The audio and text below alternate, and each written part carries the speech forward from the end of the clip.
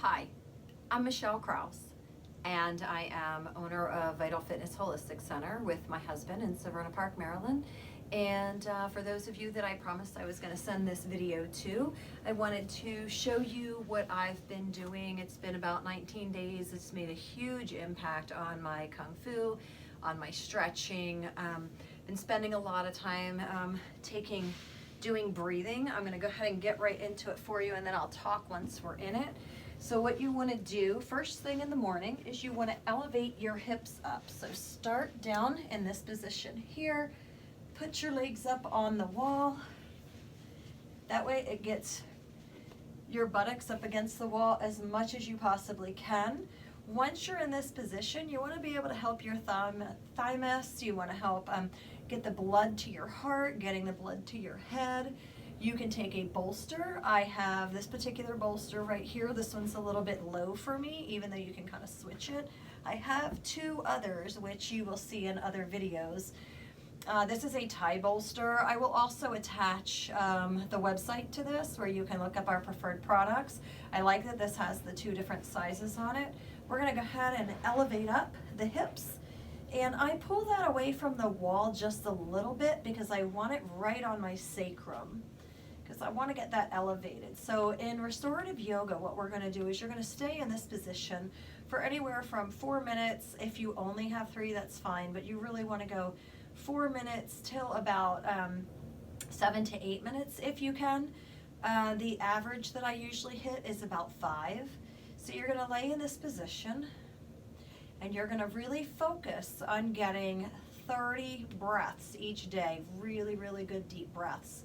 If you can get those 30 breaths in, that oxygen in your body can heal a lot of things. So you're going to take some really good deep breaths. So you're going to sip in as hard as you can, deeper than you think you can, and exhale deeper than you can by pushing out 3 extra pushes. So we're going to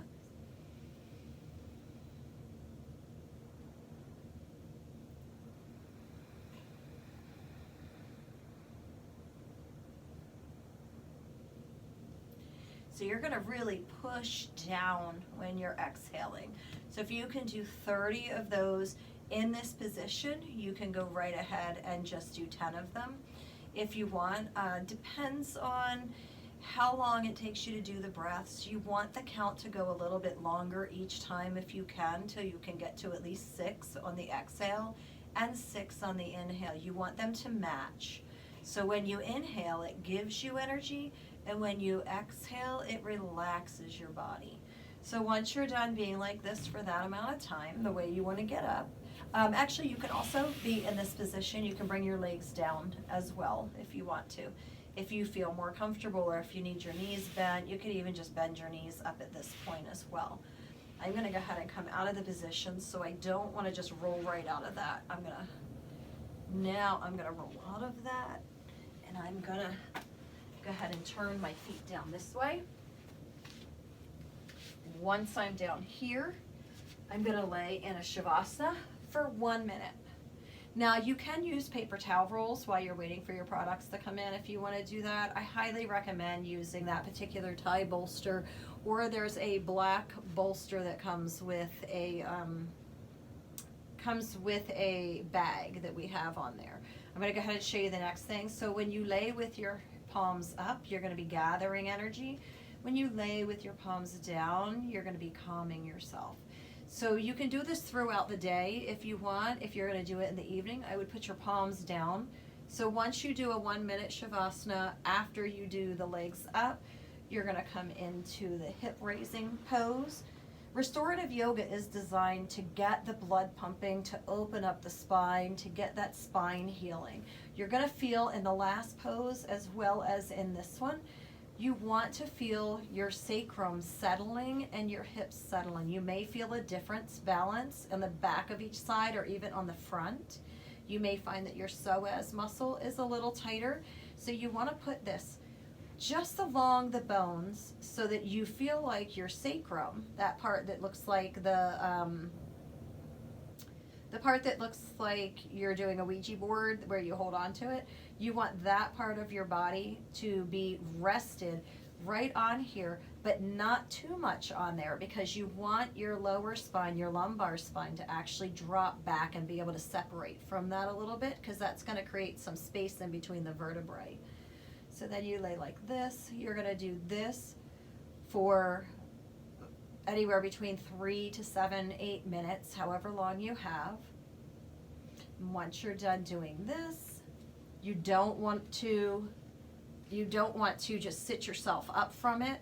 So you can lift just tiny bit and pull that out. You want to support yourself. You want to go into a shavasana for about a minute, and you want to feel the difference in your body. You know, check in with yourself after each pose and during each pose. How is it feeling when you take that good deep breath? Is it going all the way down into the end of the psoas muscle? Are you allowing your body to expand? Your vertebrae, your ribs, are they actually opening and separating? You're going to be able to feel that in these poses. And that's what that's about. Now we're going to take this, and we want the measurement to be right between the shoulder blades and just below the C-spine. The reason you want it below the C-spine, so just about there, and a foam roller is not going to work because it's going to be too long on the spine, and we definitely don't want it too long on the spine. We want you to be able to, and I can do it on either side of this, the tall one or the short one, but we want to be able to have this back bend in here. I'm going to move up my hairpiece because I'm going to rest my head on the ground. So I want my head to be touching the ground. I want my shoulders to open up. I want my chest to open up. And I'm going to rest, and I'm going to exhale, and my head's going to touch the ground. And again, in all of these positions, you want to take good deep breaths. So if you want to do 10 breaths in each of these, or 30 in the first. But definitely take deeper breaths than you normally would, but at some point, take the 30 deepest breaths of your day in one of these poses, or all three.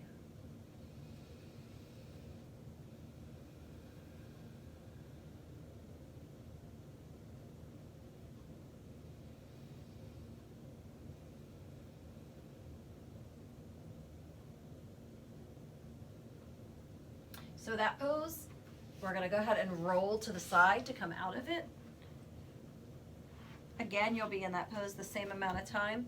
When we come out of that pose, you need to roll out of it because you definitely don't want to leave yourself open to your vertebrae sliding off when you come up. You want to think about what we're doing is we're stretching out that part of the body. We're reversing the sitting. And when we reverse that sitting feeling, we're also reversing the hips. So we're first going to dip down with the hip, and then we're going to be open and in a bridge pose.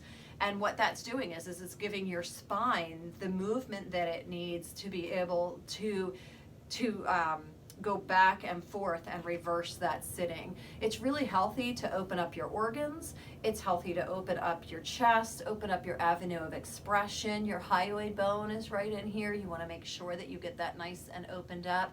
If you have a tongue tie, if you have more questions about a tongue tie, you can give me a call. I work with tongue ties and lip ties, and I can help you with that, with adults or children.